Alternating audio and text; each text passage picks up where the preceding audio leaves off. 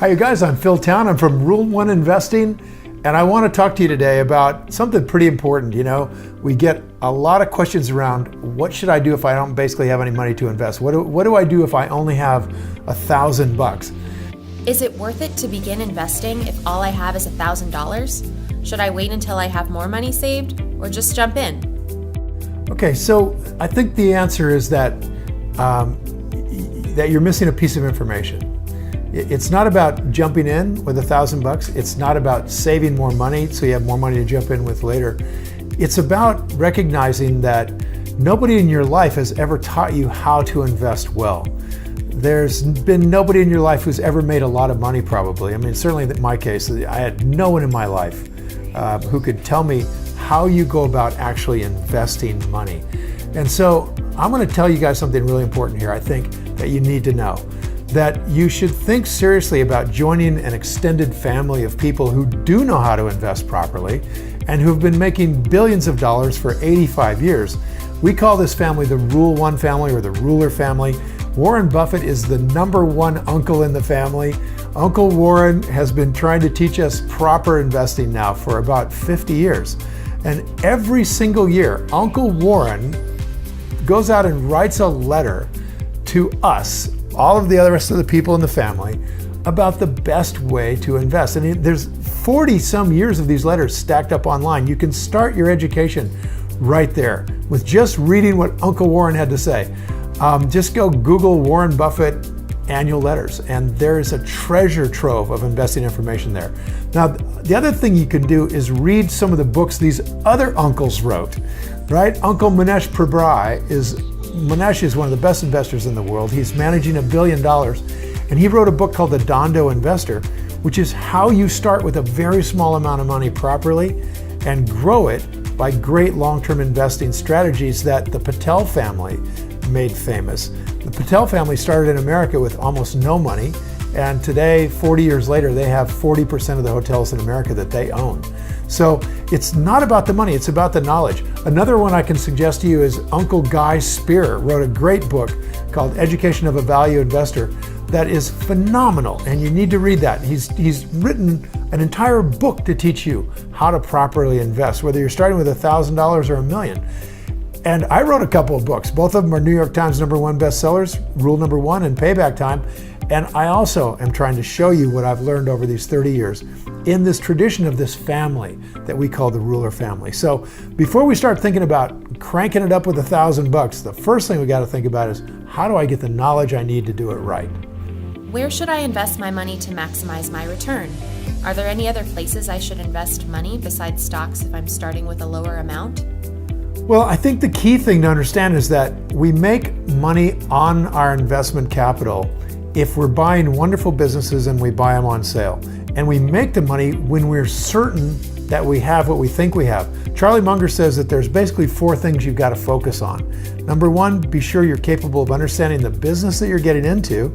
Number 2, be sure that this business has this thing that we call a moat, that it has some intrinsic characteristic built into the business itself, like railroad tracks are part of a railroad, something deeply embedded in it that protects them from competition.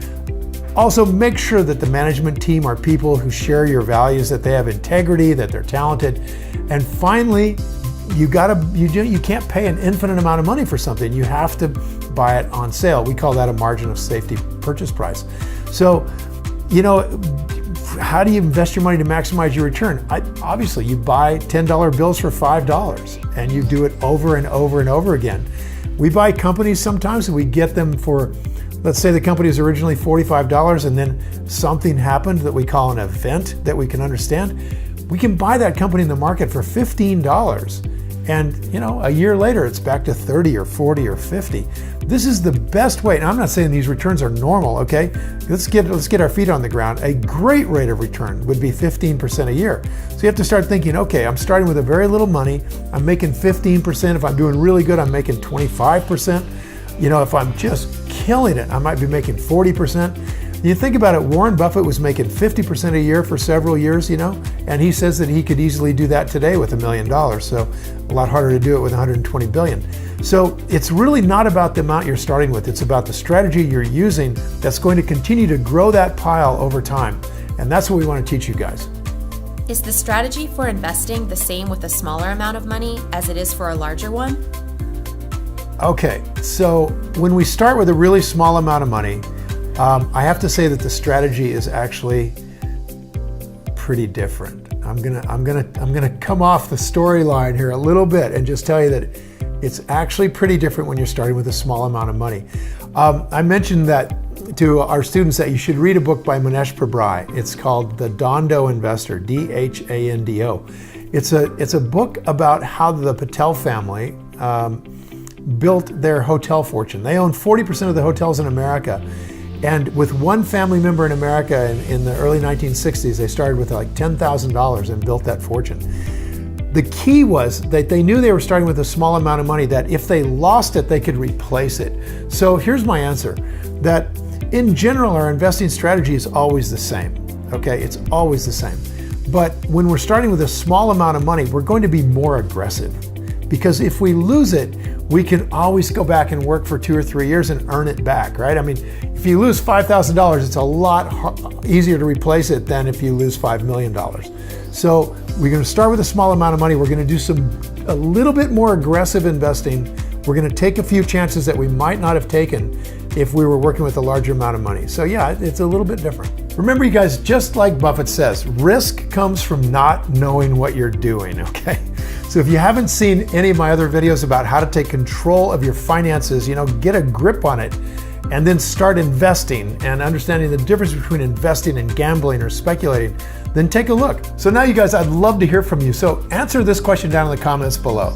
Have you ever held yourself back from beginning to invest because you were afraid, because of fear? I mean, fear of either losing money or not having enough money to make any real profit, so why bother?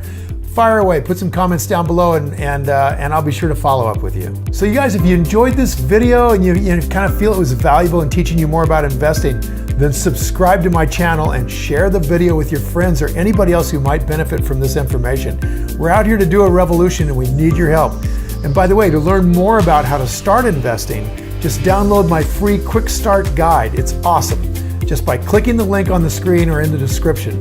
So thanks for watching, you guys. Now go play.